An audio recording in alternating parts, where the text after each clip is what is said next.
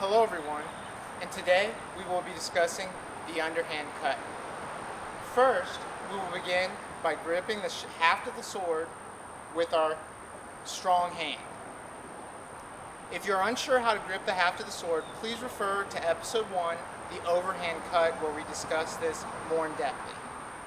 Next, we will go into a lower guard. This is because the underhand cut can only be performed obviously from an underhand position. So we're going to be taking a lower guard at this point. Now, from this position, it is simply a 45-degree angle cut upward. Alright? So that's all we're doing here, is we're flicking the blade in an upward, roughly 45 to 30 degree motion, depending on the type of cut and how nimble your wrist is. Alright?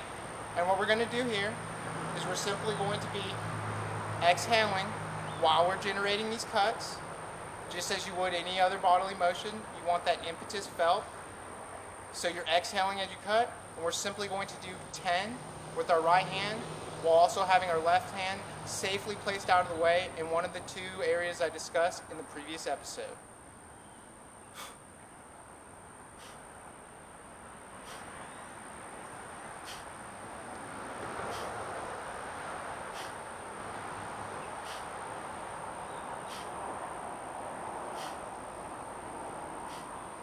Alright, and now that we have 10 on the right hand, we're going to switch over to our left hand side, because remember, in this school of fencing, we practice with both our dominant and off hands. Again, take a lower guard and place your right hand out of the way.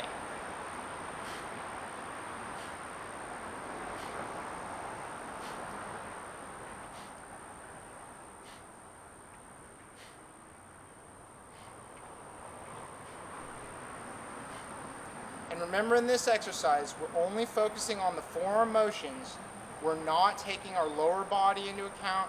We're not taking into account our guard stance. All we want is a simple base so that you can generate this upward cut, the underhand cut. Alright, so now that we have done 10 on either side, we're going to go ahead and switch to our two-handed grip. Now remember, the two-handed grip is a little bit more complicated just because you have this left hand assisting, but overall it's going to be easier for you to manipulate the blade. So we're going to get a sturdy right hand grip like we always do, and we're going to take our left hand and place it around the pommel of the sword. Alright? So take this, just grip the palm. You're manipulating this bell shape right here. Alright? I went over this again in episode 1, but if you would like to see a little bit more in depth, what we're doing here is we're basically grabbing this like a ball.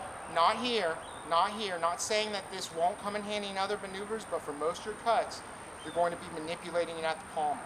Alright? We're going to take that lower hand guard, and if you can see, but you're popping down, or flicking down, popping down, however you want to say it. And again, I don't have to do anything with this right hand. I can just literally rock it around my finger.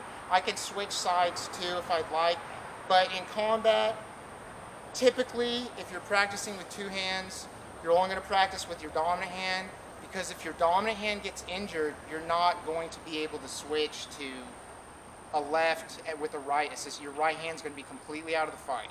Alright?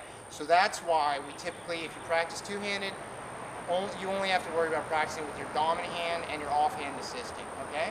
So let's go ahead and get back into that lower guard, and we're just going to do an upward flick. We're going to do those 10 times, all right?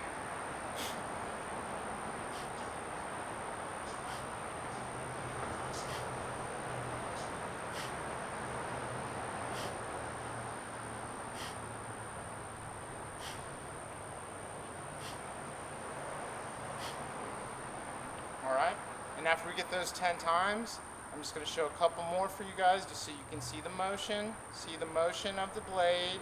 It's just a little flick. I'm barely putting any pressure on it with my right hand. Alright?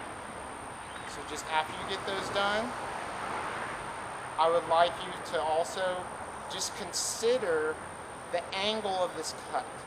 It's a lot broader of an angle than the previous cut that we were practicing, all right?